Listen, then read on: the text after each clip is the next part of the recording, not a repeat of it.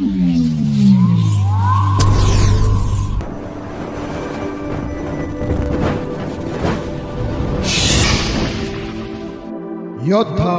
News channel.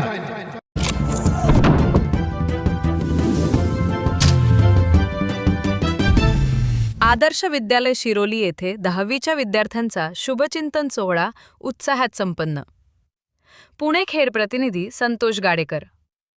Khed तालुक्यातील शिरोली येथील आदर्श विद्यालयामध्ये शैक्षणिक वर्ष 2025 ते 2026 मधील इयत्ता 10वीच्या SSC विद्यार्थ्यांचा शुभचिंतन सोहळा मोठ्या थाटामाटात आणि भावुक वातावरणात संपन्न झाला।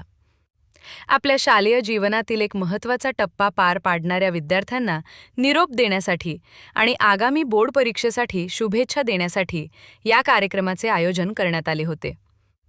प्रमुख पाहुण्यांची उपस्थिती व मार्गदर्शन या सोहळ्यासाठी शिरोली शिक्षण प्रसारक मंडळाचे सचिव कल्याणशील देखणे, माजी पंचायत समिती सदस्य तथा कृषी उत्पन्न बाजार समिती व खेड तालुका खरेदी विक्री संघाचे बिनविरोध संचालक व माजी आदर्श सरपंच रविभाऊ सावंत तसेच तळेगाव नगरपालिकेचे लक्ष्मण मामा पवळे हे प्रमुख पाहुणे म्हणून उपस्थित होते।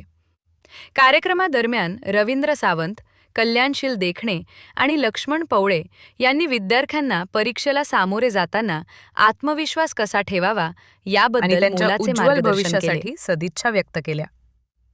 विद्यार्थ्यांचे नियोजन आणि अनोखी भेट या संपूर्ण कार्यक्रमाचे वैशिष्ट्य म्हणजे याचे नियोजन आणि आयोजन इयत्ता 10वीच्या विद्यार्थ्यांनीच अत्यंत नेटकेपणाने केले होते। आपल्या शाळेप्रती असलेली कृतज्ञता व्यक्त करताना विद्यार्थ्यांनी शाळेला 4 सिलिंग फॅन भेट देऊन निरोप घेतला। तसेच विद्यार्थ्यांनी आपल्या गुरुजनांना भेटवस्तू देऊन मनोगतातून त्यांच्याबद्दल कृतज्ञता व्यक्त केली। शैक्षणिक साहित्याचे वाटप अंबिका ऑटोचे सर्वेसर्वा बाबू सांडभोर पाटील यांनी सामाजिक बांधिलकी जपत सर्व विद्यार्थ्यांना परीक्षेसाठी आवश्यक असणारे शैक्षणिक साहित्य भेट दिले। ग्रामस्थांची मोठी उपस्थिती या प्रसंगी गावातील विविध संस्थांचे पदाधिकारी, पालक आणि ग्रामस्थ मोठ्या संख्येने उपस्थित होते। शाळेतील सर्व शिक्षक, शिक्षकेतर कर्मचारी आणि विद्यार्थी वर्गाच्या उपस्थितीत हा सोहळा अत्यंत उत्साहात पार पडला।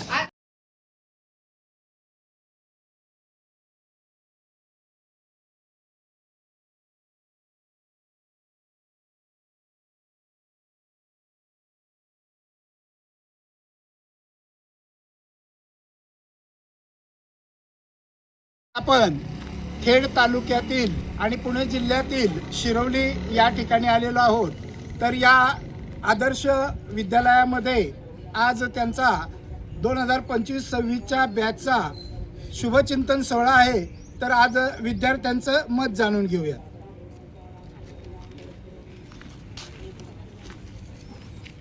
तर इयत्ता 10वी मधल्या विद्यार्थिनीकडनं आपण जाणून घेऊया। ताई, तुझं नाव काय? तर आता आज तुम्ही ह्या विद्यालयाला तुम्हाला 2-3 वर्ष या शाळेमध्ये होते, विद्यालय सोडून जात असताना काय वाटतं?